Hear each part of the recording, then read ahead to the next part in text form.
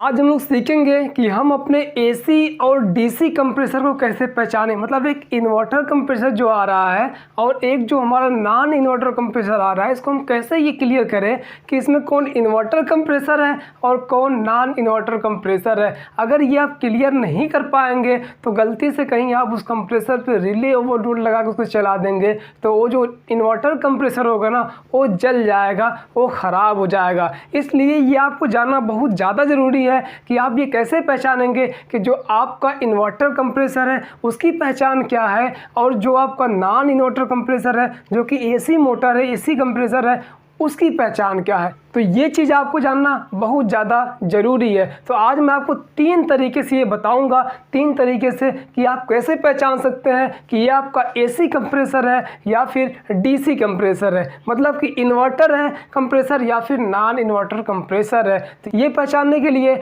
मैं आपको 3 तरीका बताऊंगा। 3 तरीके से आप ये जान सकते हैं कि कौन एसी कंप्रेसर है और कौन डीसी कंप्रेसर है। उन तीनों में से किसी एक को भी अगर फॉलो करते हैं ना तो भी आप जान जाएंगे कौन एसी है कौन डीसी है। तो 3 तरीके से आप पहचान सकते हैं एसी और डीसी कंप्रेसर को। तो चलिए अब वीडियो को स्टार्ट करते हैं। तो चलिए सबसे पहले एक तरीके को जानते हैं। तो पहला तरीका जानते हैं क्या है, इसको ध्यान से देखिएगा। 100% मैं ये कहता हूँ कि आपको पूरी तरीके से ये क्लियर हो जाएगा कि कौन डीसी कंप्रेसर है और कौन एसी कंप्रेसर है। तो चलिए यहाँ पे पहला तरीका क्या है कि जब आप फ्रिज के पास जाएंगे फिर उसके कंप्रेसर के पास जाएंगे, वहाँ पे ये चेक करेंगे कि इसके कंप्रेसर पर रिले और ओवरलोड लगा है कि नहीं। रिले ओवरलोड मतलब क्या है, जो हमारा कंप्रेसर होता है ना उसको रिले स्टार्ट करता है। ओवरलोड प्रोटेक्टर क्या करता है कि उसकी हीटअप पे ज़्यादा हीटअप होने की वजह से या ज़्यादा लोड होने की वजह से उस कंप्रेसर पे वो ओवरलोड प्रोटेक्टर OLP कट कर देती है। ओवरलोड प्रोटेक्टर कह लीजिए या फिर OLP कह लीजिए, दोनों बात एक ही है, तो ये कट कर देती है। तो जो अगर इस कंप्रेसर पर जो कंप्रेसर फ्रिज में लगा है उस कंप्रेसर पे अगर रिले और ओवरलोड लगा है ना तो इसका मतलब है कि ये एसी कंप्रेसर है, ये नॉन इन्वर्टर कंप्रेसर है। और अगर उस कंप्रेसर पर रिले और ओवरलोड नहीं लगा है, सिर्फ उस पर कनेक्टर लगा हुआ है, तो इसका मतलब ये 100% क्लियर है कि ये डीसी कंप्रेसर है। मतलब ये है कि ये इन्वर्टर कंप्रेसर है। तो मतलब जिस पे रिले ओवरलोड लगा रहेगा जिस कंप्रेसर के पिन पर, वो क्या है, वो एसी कंप्रेसर है। और जिस कंप्रेसर के पिन पर रिले ओवरलोड नहीं लगा होगा, सिर्फ एक कनेक्टर लगा होगा 3 पिन वाला, तो इसका मतलब ये है कि वो डीसी कंप्रेसर है। तो आप इस तरीके से ये क्लियर कर सकते हैं कि ये हमारे फ्रिज में जो कंप्रेसर लगा है ये एसी लगा है या डीसी लगा है। तो पहला तरीका तो हो गया। ये जो पहला तरीका था वो यही था कि अगर कंप्रेसर के पॉइंट पर रिले और ओवरलोड लगा है तो इसका मतलब है कि वह है एसी कंप्रेसर। और अगर उस टर्मिनल पर कंप्रेसर के रिले ओवरलोड नहीं लगा है, उस पर सिर्फ एक कनेक्टर लगा हुआ है, तो इसका मतलब है कि ये जो हमारा कंप्रेसर है ये डीसी कंप्रेसर है, मतलब कि इन्वर्टर कंप्रेसर है। तो ये तो क्लियर हो गया। अब चलिए दूसरे रूल को जानते हैं। अब क्या होगा कि दूसरा रूल क्या है, इसको जानिए। दूसरा रूल ये है दोस्तों कि आपके पास एक मल्टीमीटर होना चाहिए, एक मीटर होना चाहिए जो कि उसका आप कंटिन्यूटी चेक कर सके। और उस कंटिन्यूटी से आप ये क्लियर कर पाएंगे कि वो जो हम आपका कंप्रेसर है वो एसी है या फिर डीसी है, मतलब कि इन्वर्टर कंप्रेसर है या नॉन इन्वर्टर कंप्रेसर है। उससे आप क्लियर कर सकते हैं। वो कैसे करेंगे, यहाँ पे देखिए। तो सबसे पहले आप क्या करेंगे कि वो जो मीटर होगा ना उसको कंटिन्यूटी मोड पे कर देंगे, मतलब बजर वाले जिस पे साउंड करता है, जिस पे आप किसी वार को चेक करते हैं कि वार सही है कि नहीं है, तो उस वाले मोड पे आपको कंटिन्यूटी मोड पर मीटर को सेट कर देना है। उसके बाद आपको इसके रेजिस्टेंस को नापना है। ये 2 कंप्रेसर आपके पास है और इन दोनों को रेजिस्टेंस को नापना है, इसके रेजिस्टेंस को मापना है। तो अब क्या करेंगे आप, जब रेजिस्टेंस मापेंगे यहाँ पे तो जिस पे डिफरेंट मतलब अलग अलग रेजिस्टेंस बताता है, मान लीजिए इस पे नाप रहे हैं, इस पे रख करके, तो एक पे बता रहा है 15, एक पे बता रहा है 10 और एक पे बता रहा है 25। तो मतलब क्या होगा, मतलब ये है कि ये जो रनिंग, कॉमन और स्टार्टिंग वाली पिन है, मतलब ये है कि ये जो कम ज़्यादा बता रहा है ना रेजिस्टेंस, इसका मतलब ये हो जाएगा कि ये एसी कंप्रेसर है। कौन कंप्रेसर है? AC compressor. इस पर क्या हम जब रेजिस्टेंस नाप रहे हैं तो इस पर किसी पे 10 बता रहा है, किसी पे 15 बता रहा है, किसी पे 25 बता रहा है, मतलब डिफरेंट कंटिन्यूटी बता रहा है, रीडिंग बता रहा है। तो इसका मतलब जिस पे डिफरेंट कंटिन्यूटी बताएगा वो कौन सा कंप्रेसर होगा?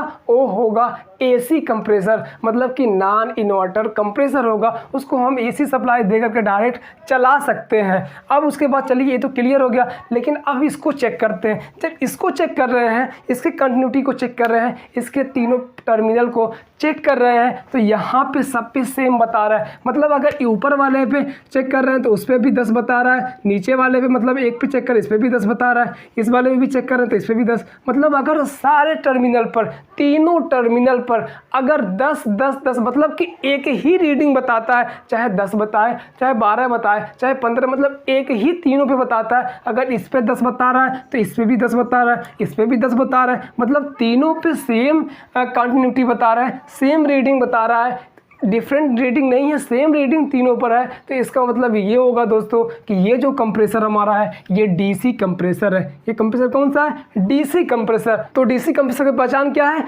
कि तीनों टर्मिनल पर सेम रीडिंग अगर आती है, मतलब एक समान रीडिंग आती है, तो इसका मतलब ये है कि ये डीसी कंप्रेसर है, मतलब कि इन्वर्टर कंप्रेसर है। तो इसको आप डायरेक्ट नहीं चला सकते हैं बिना पीसीबी के। बिना पीसीबी के अगर आप इस पर रिले ओवरलोड लगा देंगे तो ये कंप्रेसर की वाइंडिंग खराब हो जाएगी और ये कंप्रेसर आपका खराब हो जाएगा। तो ये भी क्लियर हो गया, मतलब कि एसी कंप्रेसर के जो टर्मिनल रहेंगे उन टर्मिनल पे डिफरेंट रीडिंग आएगी, कम ज़्यादा रीडिंग आएगी। और जो आपका डीसी कंप्रेसर होगा उस कंप्रेसर पे एक समान रीडिंग आएगी, मतलब अगर एक पे 10 आया तो दूसरे पे भी 10 ही आएगा, तीसरे पे भी 10 ही आएगा। तो इसका मतलब ये हो जाएगा कि ये डीसी कंप्रेसर है। और जिस पे डिफरेंट रीडिंग आ रही थी, मतलब कम ज़्यादा रीडिंग आ रही थी, तो वो एसी कंप्रेसर है। तो आप इस चीज़ से क्लियर कर सकते हैं अपने मीटर से नाप करके कि जिस पे कम ज़्यादा रीडिंग आएगी वो एसी कंप्रेसर रहेगा, और जिस कंप्रेसर को जब चेक करेंगे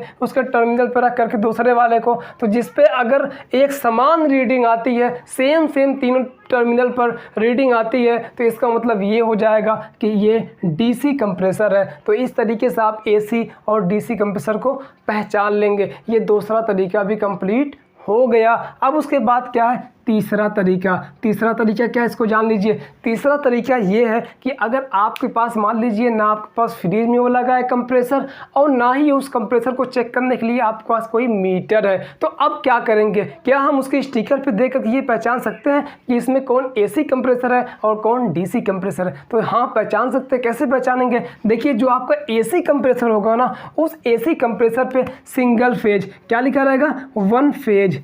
क्या लिखा है? 1 फेज, मतलब कि एक फेज का ये मोटर है। मतलब ये जो जिस स्टिकर पे, मतलब जो कंप्रेसर रहेगा ना, उस कंप्रेसर के स्टिकर पे अगर एक फेज लिखा हुआ है तो इसका मतलब है कि ये एसी कंप्रेसर है। और एक जो आपका डीसी कंप्रेसर रहेगा ना, उस पर क्या लिखा है? 3 फेज। मतलब अगर जिसपे 3 फेज लिखा हुआ है उसके स्टिकर पर, कंप्रेसर के ऊपर एक स्टिकर लगा होता है, उस स्टिकर पे लिखा होता है मतलब उसका डिटेल, तो उसमें आपको स्टिकर पे ऊपर देखना ये है कि किस पे 3 फेज लिखा हुआ है। अगर 3 फेज लिखा है इसका मतलब ये डीसी कंप्रेसर है, इन्वर्टर कंप्रेसर है। और जिस पे सिर्फ एक फेज लिखा है इसका मतलब ये एसी कंप्रेसर है। इस पे हम रिले और ओवरलोड लगाकर चला सकते हैं डायरेक्ट, इसमें कोई मसला नहीं। तो आप इस तरीके से 3 तरीके से आप ये 100% क्लियर कर सकते हैं कि कौन सा कंप्रेसर आपका एसी है और कौन सा कंप्रेसर आपका डीसी है। अगर आपको ये पहचानने नहीं आएगा तो आप ये गलती कर देंगे कि डीसी कंप्रेसर में भी आप